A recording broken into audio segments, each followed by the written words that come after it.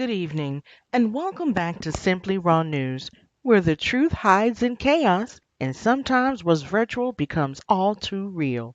I'm your news anchor, Zariana Exu, reporting from studio in Dream City Park, California.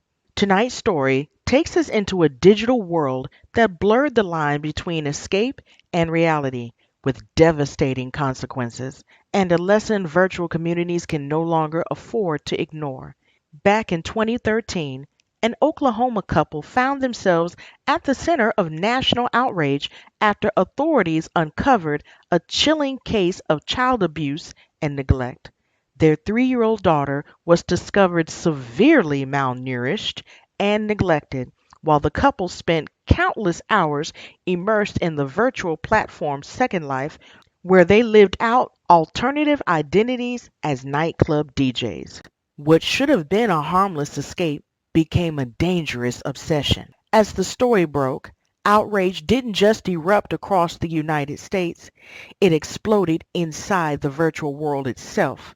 Residents of Second Life turned their anger toward anyone connected to the couple's in-game lives, including the owner of the virtual club where they worked. Despite publicly stating that she had no knowledge of the couple's real-life actions, the club owner became the target of intense harassment. Group chats filled with accusations, threats of boycotts spread rapidly. The digital space that once brought people together turned hostile fast. And this isn't just a distant account. I know this story firsthand. At the time, I was a hostess at that very club, and I witnessed the backlash unfold in real time.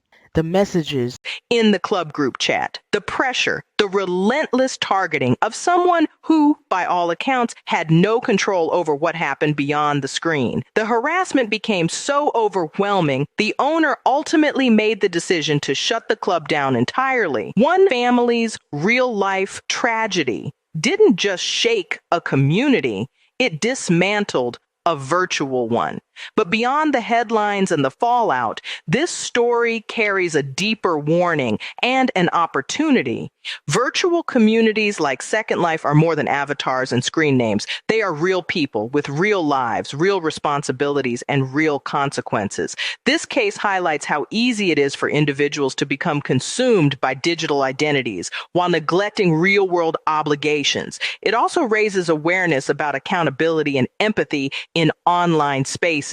The messages in the club group chat, the pressure, the relentless targeting of someone who, by all accounts, had no control over what happened beyond the screen. The harassment became so overwhelming, the owner ultimately made the decision to shut the club down entirely.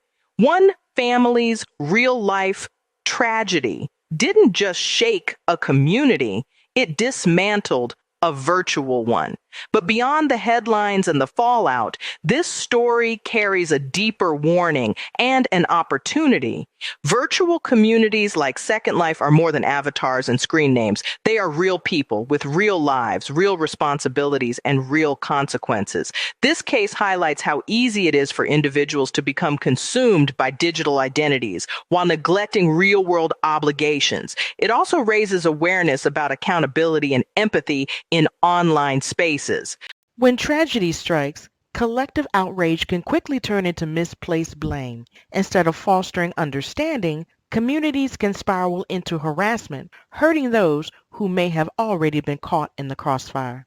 Experts and longtime users say moments like this should push virtual communities to do better, to recognize warning signs of unhealthy behavior, to encourage balance between online and offline life, and to hold individuals accountable without turning entire communities into targets. This isn't just limited to Second Life, but all virtual communities, because behind every avatar is a real story. And sometimes those stories are cries for help that go unnoticed until it's too late. This is Ariana Exu reporting for Simply Raw News, reminding you, freedom of choice doesn't mean freedom from consequence.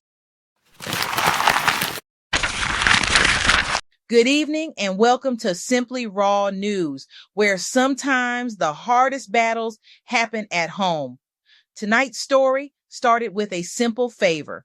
In Maplewood Heights, a mother allowed her adult son to move back in just for a few weeks. He had fallen on hard times and needed a reset.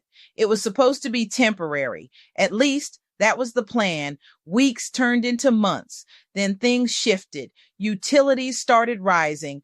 Food started disappearing faster. And according to neighbors, arguments became routine, not loud at first, but constant. The mother asked him to contribute and get a job, help out. He said he would, but nothing changed. Then one morning, she made a decision. She packed his belongings and placed them by the door and told him, "It's time." What happened next, neighbors say, caught everyone off guard. Instead of leaving, he refused, said he had rights, said he wasn't going anywhere.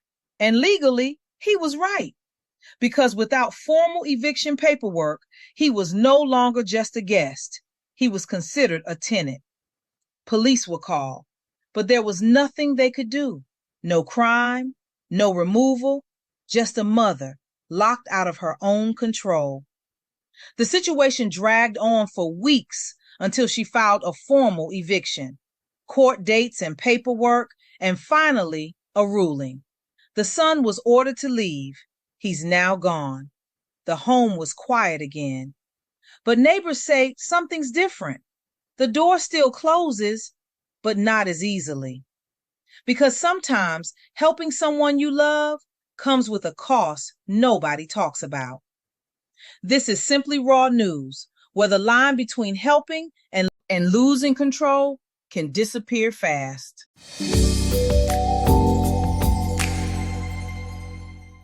Good evening, and welcome to Simply Raw News, where pressure doesn't build quietly, it breaks loudly. Tonight's story started with a deadline. At North Point Marketing, a fast-paced office known for tight turnarounds, a team had been working on a major client presentation for weeks. Late nights, revisions, constant pressure. And one employee, Darren Cole, 34, was leading the project. According to coworkers, Darren had been carrying the load, fixing errors, covering gaps, and pushing to meet expectations. But on presentation day, something went wrong. A key file was missing, not delayed, not misplaced, just gone. Minutes before the client call, panic hit the room. Managers scrambling, team members searching, voices rising, and that's when Darren snapped. Not loud at first, just one sentence.